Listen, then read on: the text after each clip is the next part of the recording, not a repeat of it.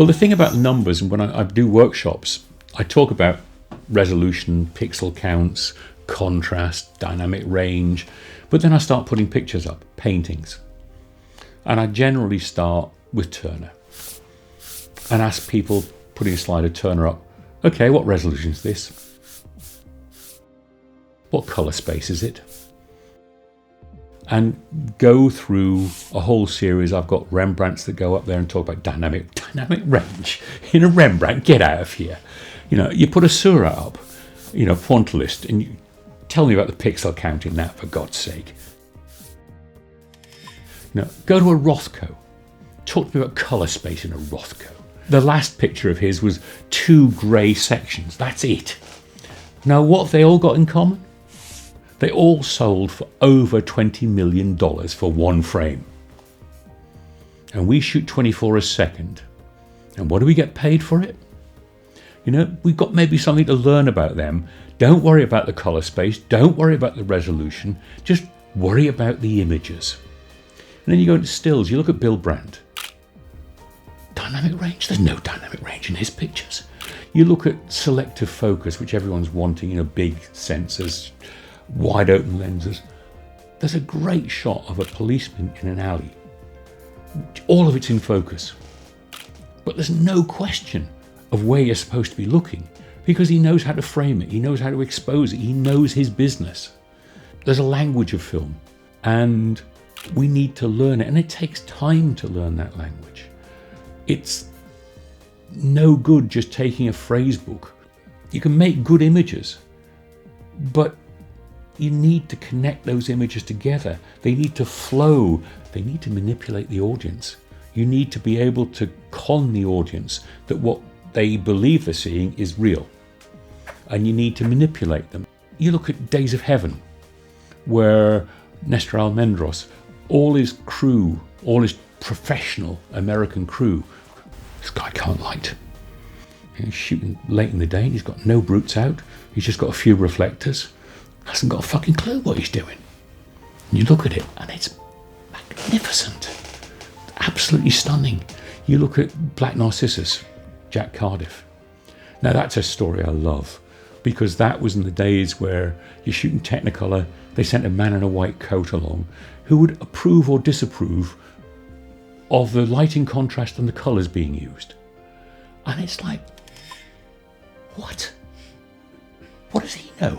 It's like the engineers and the mathematicians now whose algorithms we're dependent on. And he threw them out of the set. And Technicolor went to the producer and said, if you do not allow our supervisors in there to tell you how to do it, we cannot guarantee that it's going to look any good. And the producer had the balls to say, I trust Jack Cardiff more than your technicians. And it's a film that went on to win an Oscar for the photography. And is it extreme? Yeah. Does it work? Yeah. And, we've gone backwards in a lot of ways. That you look at the rescans of some of the old Technicolor films.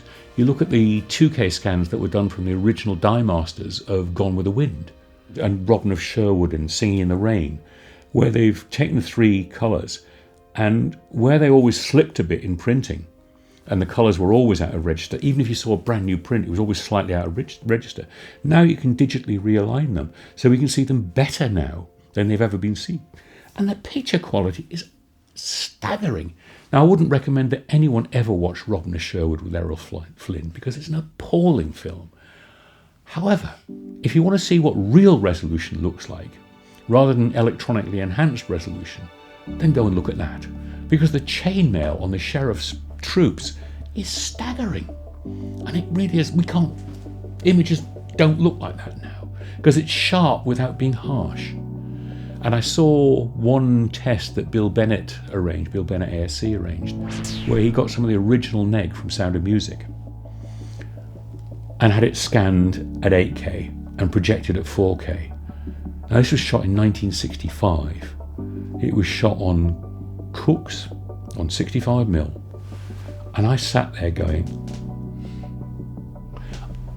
me want to watch The Sound of Music? Never. I would happily have watched the entire film. The image quality was unbelievable. We can't do anything that good now. In terms of colour, in terms of resolution, it was stunning.